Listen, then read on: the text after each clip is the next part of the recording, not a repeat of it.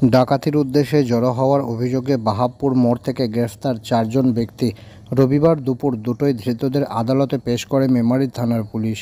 Police সূত্রে জানা যায়, ধৃতদের নাম বুদ্ধদেব ঘোষ, বয়স 23 বছর, বাড়ি চোটখণ্ডের উত্তরপাড়া এলাকায়; সম্পদ ঘোষ, বয়স 30 বছর, বাড়ি চোটখণ্ডের কালীতলা এলাকায়; সুকান্ত মণ্ডল ওরফে মাম, বয়স 27 বছর, বাড়ি চোটখণ্ডের পশ্চিমপাড়া এলাকায়; এবং অরূপ ঘোষ ওরফে কালু, বয়স 30 বছর, বাড়ি চোটখণ্ডের উত্তরপাড়া এলাকায়। পুলিশ সূত্রে জানা যায়, অভিযুক্ত ওই 4 জন গত শনিবার রাতে ডাকাতির উদ্দেশ্যে জড়ো হয়েছিল মেমারির বাহাবপুর মোড় এলাকায়। গোপন সূত্রে খবর পেয়ে মেমারি থানার পুলিশ অভিযান চালায় এবং অভিযান চালিয়ে অভিযুক্ত ওই 4 জনকে ডাকাতির উদ্দেশ্যে জড়ো হওয়ার অভিযোগে গ্রেফতার করে এবং রবিবার দুপুরে নির্দিষ্ট ধারায় মামলা রুজু করে বর্ধমান আদালতে পেশ করে মেমারি থানার পুলিশ। পুলিশ সূত্রে এদিন আরও জানা যায়, ধৃতদের কাছ থেকে লোহার রড একটি, বাঁশের একটি লাঠি, ভোজালি একটি এবং একটি ছুরি এবং একটি সাদা রঙের 4 চাকা গাড়ি উদ্ধার করে বলে জানা যায়।